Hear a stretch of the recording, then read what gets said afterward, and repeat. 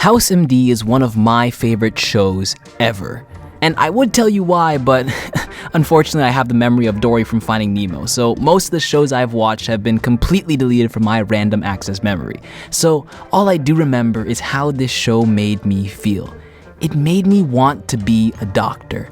I love seeing the problem solving, the unique medical cases, fun environment, but most importantly, the characters. For an episodic structured show, I think House MD may have some of the most nuanced and complex characters I have seen in any show. So, to refresh myself on why I loved this show so much when I first saw it, I went back and watched with absolutely no context my and everybody else's favorite episodes of House. Season 6, Episode 1 and 2, Broken. So, let's talk about it. Pain. Fever, hot, fear, shaking, a fever dream. It's all coming back. All of it. It won't stop. It never ends.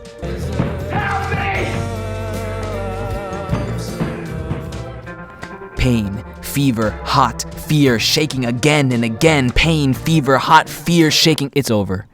But it's not. Because all there is pain. The pain that you've been hiding for years and years, the fear of being all alone, the fever hot aches in your bones, the shaking anxiety that no one will like you for who you are. So you pack up your things and decide to defer, deflect, and diagnose like you always do, because it's over now, but it's not, because they won't let you go. They won't let you go until you admit that you're in pain. House is a doctor. House is a cripple. House is a drug addict. House is a lonely man. As a doctor, House treats the cripple. He puts a band-aid on the wound, but doesn't ask what caused the excruciating pain. So he prescribes himself pain meds, and at some point, there could be no House without the Vicodin. So he was an addict who has pushed everyone else away, and now he's all alone. So alone that his brain couldn't help but treat the pain with delusions of fantasy of what life could be like if someone looked at him like he had something worth knowing. Why make real connections when you know that people won't like who you are? Why force yourself to be liked by others when you don't like yourself? You're happier alone. It gives you room to think. It gives you room to help people in the only way you know how. With your intelligence, you heal the sick. You cure people's pains because you can't cure your own.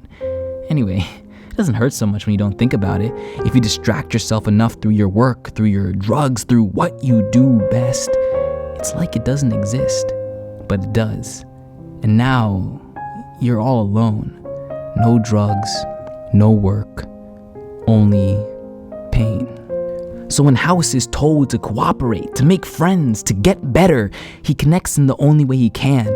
Defer, deflect, and diagnose. How could he be sick if he could make all these people crumple at his feet under the weight of the burden to be confronted with the undeniable truth of their illness?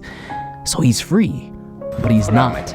To be all on his own amongst the cacophony of screams, whimpers, and existential crises like a sadistic symphony of sadness slipping through the silence, and yet there's a subtle sound submerged secretly in the sorry serenade, a stupendous surprise, a soloist, a seductive soloist, a splendid song rising from the depths of the odious orchestra.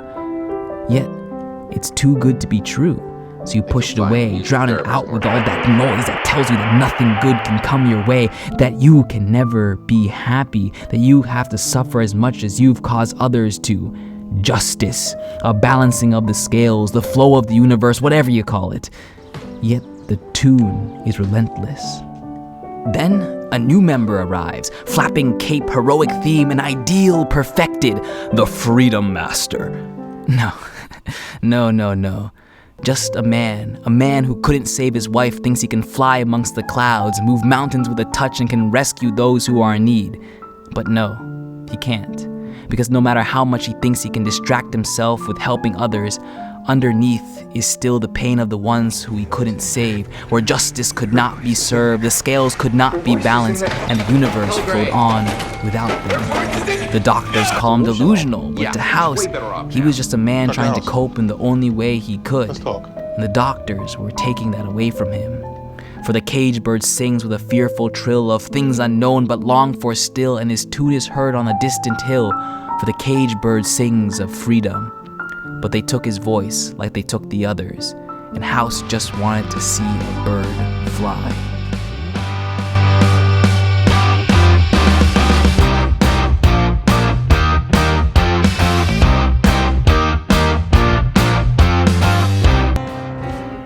But delusions, no matter how beautiful, are not real and are not meant to be fed. Thank you, Greg.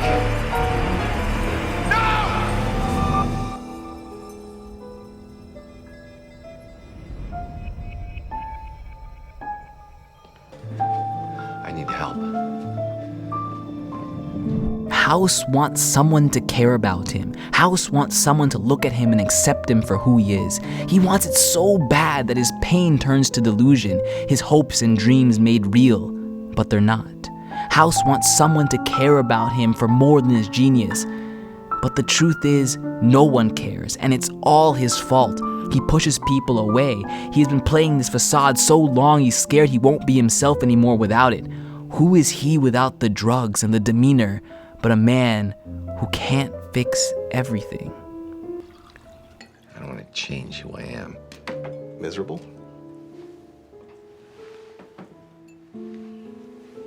You think that by taking meds, you'll lose your edge? Stop making the unique connections that make you a successful doctor? If Van Gogh was your patient, you'd be satisfied painting houses instead of the starry night. Van Gogh would still be making inspired paintings of the night sky. Just maybe not from the room of his asylum. You don't know that. I know both his ears would be intact.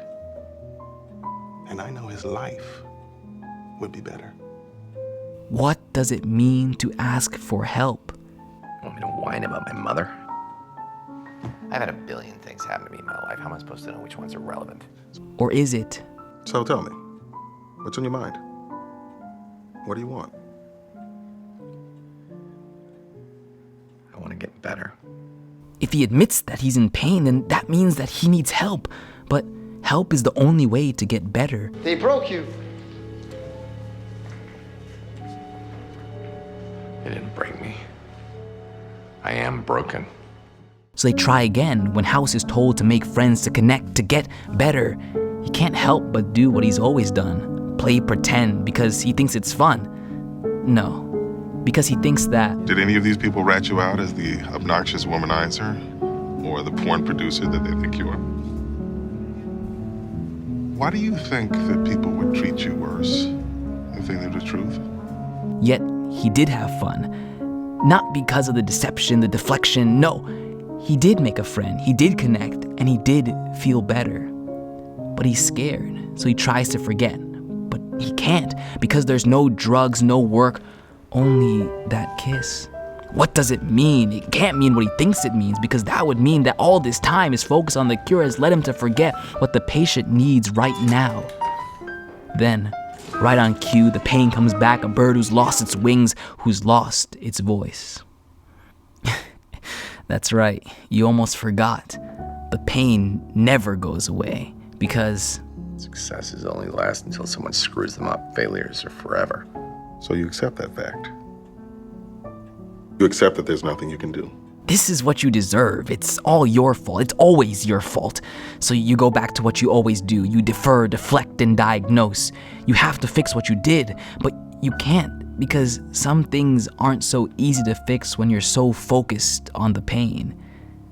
So what else is there to do but feel the pain, to accept that there's nothing you can do to fix it? You just have to keep on going. So you sit in all of that pain, and you don't do anything. You just sit. Then you move on. You got hurt, and it's my fault. I'm sorry.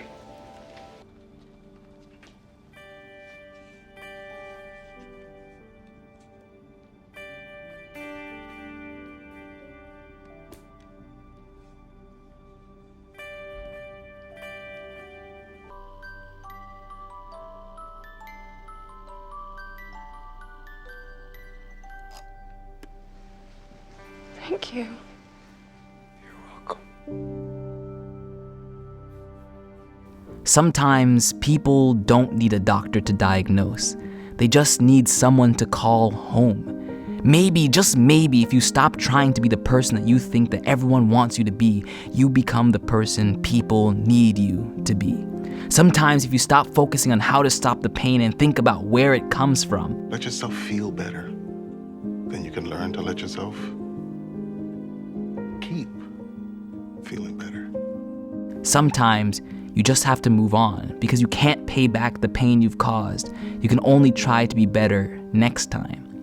And sometimes, even after all of that, even after you've done anything and everything in your power to be better, and someone finally looked at you, the real you, and said that this is someone worth knowing, things just don't work out, and you're left all alone with no work, no drugs, only pain.